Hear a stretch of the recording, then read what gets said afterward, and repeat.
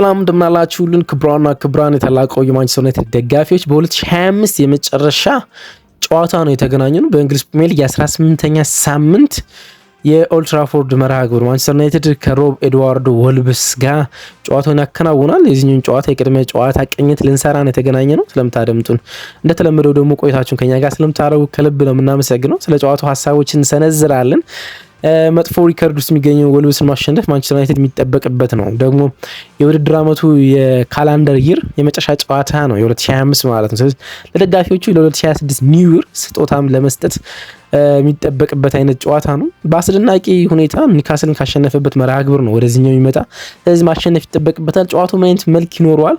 በላይን አፕ ውስጥ ላይኖሩ የሚችሉ ተጨማሪ ጉዳት ውስጥ ዜናዎች ያሉ ተጫዋቾች አሉ። እናም ከወጣ ተጫዋቾች አንዱ ከሻይላሲ ወይም ደግሞ ከጃክ ፍሌቸር አንዱ ወደ ላይን አፕ ሊመጣበት የሚችል እድል አለ። ስለዚህ ጉዳይም እናነሳለን። ብቻ አድምጦታችሁን ለእኛ ስጡን የሚቀጥሉትን 13 ደቂቃዎች ያህል ማለት ነው። እናንተ ደግሞ ሰብስክራይብ ሳታረጉ የምታደምጡን አድማጮቻችን እንዳላችሁ የዩቲዩብ አልጎሪዝም ቼክሊስት ያሳየናል። ስለዚህ ሰብስክራይብ አድርጋችሁ አድምጡን። እንዲሁም ደግሞ ቪዲዮን ገና ስትጀምሩ የእኛን ሰላምታ ስትሰሙ ላይክ አድርጋችሁ ጀምሩ። የጨዋታ ግምቶቻችሁን ደግሞ ጻፉልን። ባለፈው ሳምንት ትክክለኛ ግምት ያስቀመጠ አድማጭ የለም ብዬ ተናግሬ ነበረ፣ ግን ትክክለኛ አድማጭ ያስቀመጠ አድማጭ ነበረን። ለዛም ይቅርታ እንጠይቃለን።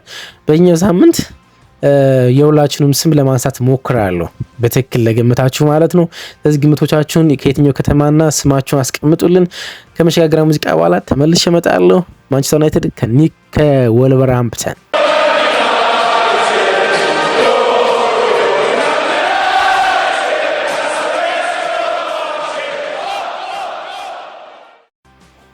የ2025 የካላንደር ይር ወይም ደግሞ የአመቱ የፈረንጆች የመጨረሻ የሊግ ጨዋታ ነው ለማንቸስተር ዩናይትድ እንዲሁም ለወልቭስም ማለት ይቻላል። እንዲሁ ባክ ቱ ባክ የሊግ ድልም ለማግኘት ነው። እንግዲህ ማንቸስተር ዩናይትድ በቦክሲንግ ዴይ ብቸኛ መርሃ ግብር ከ100 ዓመት በኋላ ነው በቦክሲንግ ዴይ አንድ መርሃ ግብር ብቻ ሲከናወን ማንቸስተር ዩናይትድ ከኒውካስል ያደረጉት ጨዋታ ከ100 ዓመት በኋላ ነው። በአንድ የቦክሲንግ ዴይ ጨዋታ ላይ አንድ መርሃ ግብር ብቻ ሲኖር ማለት ነውና ፕሪሚየር ሊግ በሚቀጥለው ውድድር ዓመት 8 እስከ 10 ጨዋታዎች በቦክሲንግ ዴይ ይኖራሉ ብሏል። ለዚህኛው የውድድር ዓመት ይቅርታ ጠይቋል። የስኬጁል መጣበብ እንደሆነ በማሳወቅ ማለት ነውና በዛ መርሃ ግብር ማንቸስተር ዩናይትድ ኒውካስልን በጣም በአስደናቂ የመጀመሪያ አጋማሽ ብቃት ማሸነፍ ችሎ ነበር። አሁን ባክ ቱ ባክ ድል ለማግኘት ነው እንግዲህ በ2025 ተጨማሪ ከያዘነው ነጥብ ላይ 3 ነጥቦችን ጨምሮ የውድድር ዓመቱን ለመጨረስ ማለት ነው የካላንደር ይሩን ማለት ነው። እንግዲህ በኒውካስል ጨዋታ ማንቸስተር ዩናይትድ በባክ ፎር እንደተጫወተ ይታወቃል። 4 ተከላካዮችን ይዞ ባልተጠበቀ መንገድ ማለት ነው። እርግጥ ከዚህኛው ጨዋታ አስቀድሞ በአንድ መርሃ ግብር ላይ እንዲሁ ባክ ፎር ሲጠቀም ተመልክተን ነበረ ሮበን አሞሪም። አሁን በቅርብ ሳምንታት ውስጥ ፕራግማቲዝም የተመለከትንበት ነው። መጠነኛ ተለዋዋጭነት ባህሪ በአሰልጣኙ ላይ እየተመለከትንበት እንገኛለን። ከዛ በኋላ ጨዋታውን ከኒውካስል ጋር የጨረሰበት መንገድ ፍጹም ፕራግማቲዝም ለመሆን እየጣረ እንደሆነም ያሳይ ይመስለኛል። በኒውካስል ጨዋታ ላይ በመደበኝነት በመሀል ተከላካይነት ሁለቱን ግራ እግሮች አይደን ሄቨን እና ሊሳንድሮ ማርቲኔዝን ተጠቅሟል። ሁለቱም በጣም ጥሩ ተጫውተዋል። ሁለቱን ቻናሎች ለመከላከል ደግሞ ዳሎትንና እንዲሁም ደግሞ ሉክሾ እንደተጠቀመ ተመልክተን ነበር።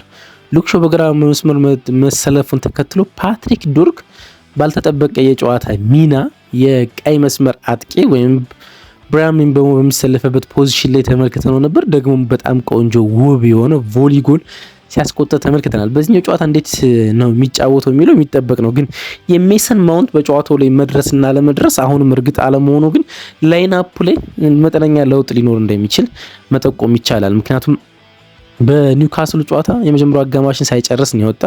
ሮበን አሞሪም ትልቅ ጉዳት አይደለም ግን መጠነኛ ስሜት ስለተሰማው ልንጠብቀው ይገባ ነበር ያን ያደረግነው አሉ። ግን ማንቸስተር ዩናይትድ ትናንትና በሰራው ልምምድ ላይ እንዳልተመለከቱት ካሪንግተን ቅርብ የሆኑ ምንጮች ሲጽፉ ተመልክቻለሁና በጨዋታው ላይ ሜሰን ይኑር አይኑር እርግጠኛ መሆን አልተቻለም። ሮበን አሞሪም እንግዲህ በኦልድ ትራፎርድ ነገሮችን እያስተካከለ እንደሚገኝ ማንሳት ይቻላል። ለመጀመሪያ ጊዜ ወይንም ወደ ማንቸስተር ዩናይትድ ስራ ባለፈው ዳምት ኖቬምበር ላይ ሲመጣ የመጀመሪያ 14 የኦልድ ትራፎርድ ጨዋታ ውስጥ ማሸነፍ የቻሉ 4 ብቻ ነበር። አሁን ግን በ8 የኦልትራፎርድ ጨዋታዎች 5 ማሸነፍ ችሏልና በኦልትራፎርድ በሜዳው ባለሜዳ ቲም መምሰልና በሜዳው ጨዋታዎችን ማሸነፍ እየቻለ ነው የሚገኘው። ወልቭስ ወደዚህኛው መርሃ ግብር ይመጣም በሊቨርፑል የ2-1 ሽንፈት አስተናግዶ ነው። ግን በሊቨርፑል መሸነፉ የሚገርም አይደለም። ግን ለመትረፍ አሁን 16 ንጹህ ነጥቦች ያስፈልጉታል ከቀሪዎች ቡድኖች ወይም ከፊት ለፊት ካሉት ቡድኖች ከነ ዌስትሃም 16 ነጥቦችን ያህል ርቆ ነው የሚገኘውና ይተርፋል ብሎ ማሰብ የሮብ ኤድዋርዶ ወልቭስ በጣም ከባድ ነው የሚሆነው። ያውም አንዳንዶች ምንድነው የሚሉት በታሪክ ውስጥ ከተመዘገቡት ደካማ ነጥቦች ውስጥ አንዱን የማስመዝገብ እድሉ ሰፊ ነው እያሉ ነው። እንግዲህ ደርቢ ካውንቲ 2007-8 ሲዝን ታስታውሱ እንደሆነ 11 ነጥቦችን ይዞ ነበር ሲዝኑ የጨረሰ። ወልቭስ እንግዲህ ካላንደር ይሩ 2025 ሊጠናቀቅ ቀናት ብቻ ቀርተውት 2 ነጥቦች ብቻ ነው እጁ ጋር የሚገኙት ማለት ነውና የደርቢ ካውንቲ የ2007-8ቱን ሲዝን አነስተኛ ነጥብ ሪከርድ የሚያሻሽለው ነው የሚመስለው እንዲሁ ወረቀት ላይ ስትመለከቱት ማለት ነው።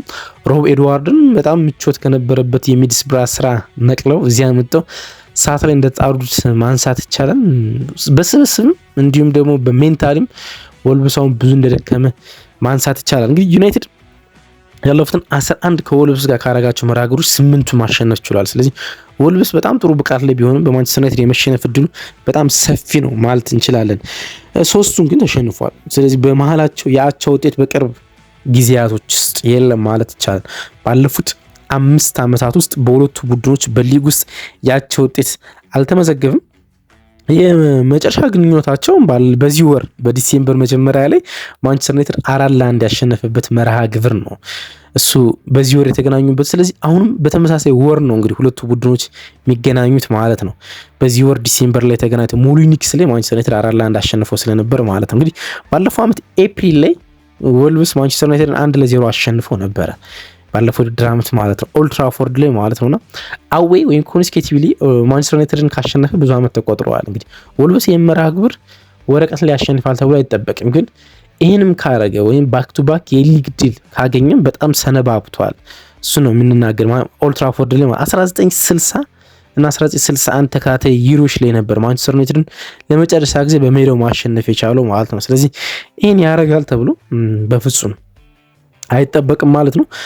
እንዳልኳችሁ እንግዲህ ይህ ለሶስተኛ ጊዜ ነው ማንቸስተር ዩናይትድ በአንድ ወር አንድን ቲም ደግሞ ሲያገኝ ማለት ነው። በአንድ ወር ለሶስተኛ ጊዜ ነው። ከዚህ አጋጣሚ ከዚህ በፊት ከወልቭስ በፊት ያገኘው ቡድን ሊድስን ነው። ሊድስን ፌብሩዋሪ 2023 በተመሳሳይ ወር ላይ አግኝቶት ነበር። አንዱን አሸንፈው አንዱን አቻ ወጥቷል። 1998ም ደግሞ ቼልሲን አግኝቶት ነበር በዲሴምበር ወር ላይ በዚህ አሁን ባለንበት ወር ተመሳሳይ ላይ ማለት ነውና ሁለቱን መርሃ ግብሮች አቻ ነበር የወጣ።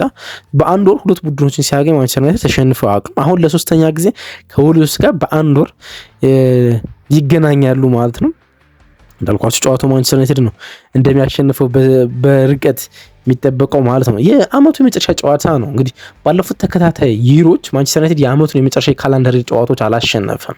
በተከታታይ ይር ማለት 2025 መጨረሻ ላይ የምንገኘው 2024ም 2023ም የካላንደር ይሮችን ማሸነፍ አልቻለም። ለአዲሱ አመት ለደጋፊዎቹ ስጦታ ያስፈልጋቸው የክሪስማስ ውብ ስጦታ ለደጋፊዎቹ መስጠት ይችላል ማንቸስተር ዩናይትድ ማለት እንችላለን።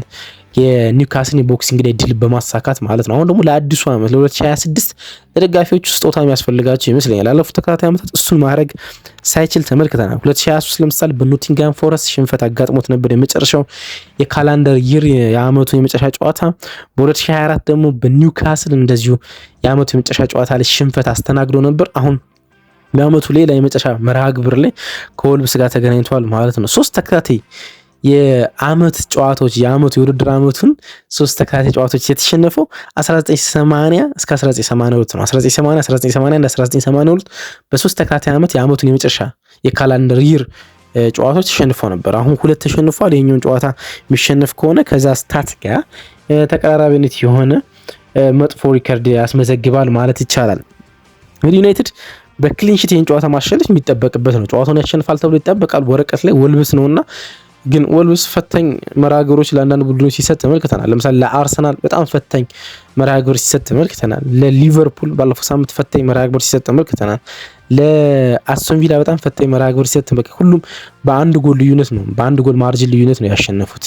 ቪላ በ1-0 ብቻ፣ ሊቨርፑልና አርሰናል ደግሞ 2-1 ማለት ፈታኝ መራግሮች ለቡድኖች ይሰጣል። ግን ወልቭስን ማሸነፍ የሚጠበቅ ነው። ግን በክሊንሺት ማንቸስተር ዩናይትድ ይህን ጨዋታ ማሸነፍ ይጠበቅበታል። እንግዲህ በዚህ ውድድር ዓመት 2 ክሊንሺት ብቻ ነው ማስመዝገብ የቻለ። አንደኛው የሰንደርላንድ 2-0 በጣም ድንቅ ፐርፎርማንስ የነበረበት፣ ሁለተኛው ደግሞ የቦክሲንግ ዳው የኒውካስል ጨዋታ ነው ማለት ነው።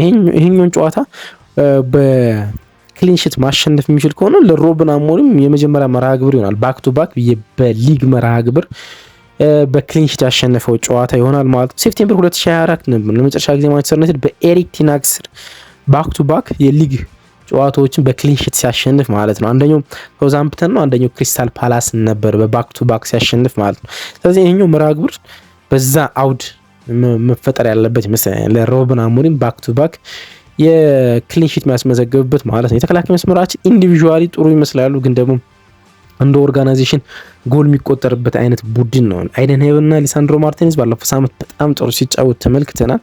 ያን ሊያስቀጥሉ በዚህኛው ሳምንት ሲጠበቅባቸዋል ማለት ነው። ወልቭስ እንግዲህ 25 ጌም ተሸንፏል በ2025 የውድድር ዓመት በካላንደር ይር። ባለፈው የውድድር ዓመት በ2024-25 ጀምሮ አሁን 2025-26 የምንገኘን እና በካላንደር ይር በምንለው በሲዝን ሳይሆን ሲዝን የሚባለው 2 ዓመቶችን ለሁለት የሚከፍል ነው። ለምሳሌ ይሄኛው ሲዝን 2025-26 ነው የሚባለው አይደለ?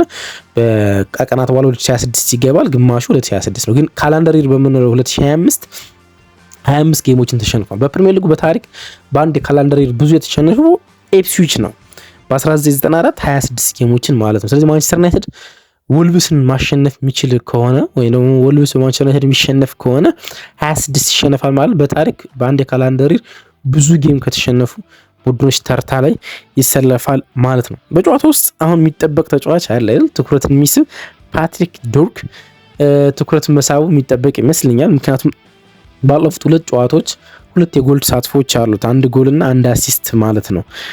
በመጀመሪያዎቹ 36 የፕሪሚየር ሊግ ለማንቸስተር ዩናይትድ ካበረከታቸው ጨዋታዎች ውስጥ 1 አሲስት ብቻ ነው ያለው። የመጨረሻዎቹ 2 ጌሞች ላይ ግን 2 የጎል ተሳትፎዎች አሉት። ባለፈው የኒውካስል ጌም ደግሞ ያስቆጠረው ጎል ውብ ነው። እናም ደግሞ የተጫወተበት ፐርፎርማንስም በጣም ድንቅ ነበር። እንግዲህ የዊንግ ስትራይከር ሆኖ የተጫወተ ከመስመር የሚነሳ አጥቂ ሆኖ የተጫወተ ዴሊቨሪዎቹ፣ እንቅስቃሴዎቹ ሁሉ ግሩም ነበረ። በዚህኛውም ጨዋታ ላይ የሆነ ነገር እንዲያረው ከሚጠበቁ ተጫዋቾች ውስጥ እንደ አንዱ ነው። በማንቸስተር ዩናይትድ ጉዳት በርከት ብሎ ነው እንግዲህ የሚነሳ ማለት ነው። በርካታ ተጫዋቾች ጉዳት ናቸው። ትናንትና ምሽት አማድ ዲያሎ ከብራያን ምቤሞ ጋር አይቮሪ ኮስት ከካሜሮን ጋር ሲጫወት ተመልክተናል። ሁለቱም ተጫዋቾች ከዚህ ውድድር ውጭ ከዚህኛው ጨዋታ ውጭ ናቸው። ናስር ማዝራዊ አፍሪካ ዋንጫ ከሞሮኮ ብሔራዊ ቡድን ጋር የሚገኝ 1 ጨዋታ አሸንፈው 1 ጨዋታቸው ወጥቷል። ብሩኖ ፈርናንዴዝ ጉዳት ላይ ነው አሁን በድጋሚ። ተከላካዮቹ ማቲያስ ዴሊት እና እንዲሁም ደግሞ ሃሪ ማጉዌር ሁለቱም ጉዳት ላይ ነው የሚገኙ። አሁን ሜሰን ማውንት ተጨማሪ ጉዳት ላይ የገባ ይመስላል። ለመጫወቱ እርግጠኝነት የለም ወይም ደግሞ የተሰማ አዲስ መረጃ የለም። ስለዚህ ለማንቸስተር ዩናይትድ የጉዳት ዜናዎቹ በርከት ያሉ ይመስለኛል። ስለዚህ ላይን አፕ ላይ መጠነኛ አንዳንድ ሽፍቶች አሁንም በድጋሚ ሊያደርግ ይችላል። በተለይ ደግሞ የሮብ ኤድዋርድ የሉተኑ አሰልጣኝ 3-4-3 መጫወቱን ተከትሎ በተመሳሳይ ወደ ማንቸስተር ዩናይትድ በቅርብ ዓመታት እንደተጫወተበት ወይም ደግሞ በሩበን አሞሪም ፋሚሊያር ሆኖ አስተላለፍ ከኒውካስል ጋር በተጫወተበት ሳይሆን በተለመደው የ3-4-3 ፎርሜሽን ሊጫወት እንደሚችል ማንሳት ይቻላል። ሄቨን ማርቲኔዝ እና ሾን በተከላካይ ስፍራ ላይ መጠቀም፣ ዳሎትና እንዲሁም ደግሞ ኡጋርቴን ማለቴ ዳሎትና ፓትሪክ ዶርኩን በዊንግ ባክ መጫወት፣ ካስሜሮና ኡጋርቴ 10 ቁጥር ላይ መገኘት፣ ከፊት ሻላሲ እንዲሁም ደግሞ ቤንጃሚን ሴስኮና ማቲያስ ኩናን ይጠቀማል ተብሎ ይጠበቃል። ሻላሲ ወጣቱን ተጫዋች ማለት ነው። ግን ደግሞ ባለፈው ላይክ ቱ ላይክ ሲቀይ ጃክ ፍሌቸርን የዳለን ፍሌቸርን ልጅ ነበር ያስገባ። እሱንም ሊጠቀምበት የሚችል እድል ሊኖር ይችላል ማለት ነው። ከሰሞኑ መነጋገሪያ የሆኑ ርዕሶች አሉ። ከማንቸስተር ዩናይትድ አካዳሚ ተጫዋቾች ውሰት የመሰጠት ነገር ማለት ነው። ነገ አንድ መረጃ ይዣላችሁ እመጣለሁ። ከማንቸስተር ዩናይትድ ሊወጡ የሚችሉ የጃንዋሪ የትራንስፈር ማርኬት ሊከፈት ቀናት ነው የቀሩት፣ 2 ቀናት። እናም እነማን ሊለቁ ይችላሉ የሚሉትን መረጃዎች ይዤላችሁ እመጣ ይሆናል ማለት ነው። ፕሪማች ወይም ደግሞ የቅድመ ጨዋታ ቅኝታችን ይህን ይመስል ነበረ። የጨዋታ ግምቶቻችሁን አስቀምጡ። ማንቸስተር ዩናይትድ ከወልቭስ በኦልድ ትራፎርድ የ18ኛ ሳምንት የሊግ መርሃ ግብር ምን ሊመስል ይችላል? ጻፉልን። አብራችሁ ስለነበራችሁ ከልብ እናመሰግናለን።